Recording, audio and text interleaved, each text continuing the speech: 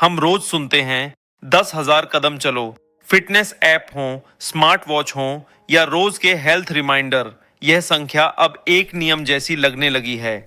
लेकिन एक साधारण सा सवाल है, क्या हमारा शरीर भी इसी संख्या में सोचता है? हम अक्सर संख्याओं पर भरोसा कर लेते हैं क्योंकि संख्याएं आसान होती हैं और याद रखना भी आसान होता है।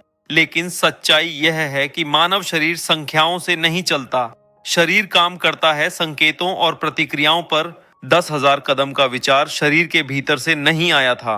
यह एक ऐसा लक्ष्य था जो लोगों को चलने फिरने के बारे में सोचने के लिए बनाया गया। इसका यह मतलब बिल्कुल नहीं है कि पैदल चलना गलत है या चलने से कोई फायदा नहीं होता। इसका मतलब सिर्फ इतना है कि यह संख्या शरीर का जैविक नियम नहीं थी, बल्कि एक सरल संदेश थी। और जब हम किसी संख्या को पूरी तरह नियम मान लेते हैं तो कई बार हम शरीर की असली जरूरत को समझना छोड़ देते हैं। जब हम चलते हैं तो शरीर कदम नहीं गिनता। शरीर यह देखता है, क्या शरीर हिल रहा है, क्या मांसपेशियां सक्रिय हो रही हैं और क्या रक्त का प्रवाह बेहतर हो रहा है।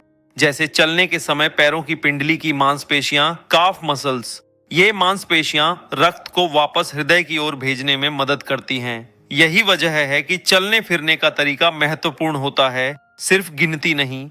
भारतीय जीवन शैली में गतिविधि अक्सर एक जैसी नहीं होती।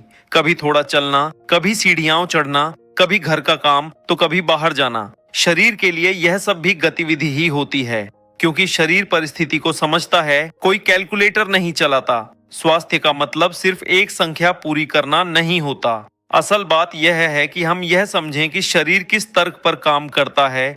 इसीलिए किसी भी स्वास्थ्य नियम को अपनाने से पहले उसके पीछे का कारण समझना ज्यादा जरूरी होता है। सही समझो, स्वस्थ रहो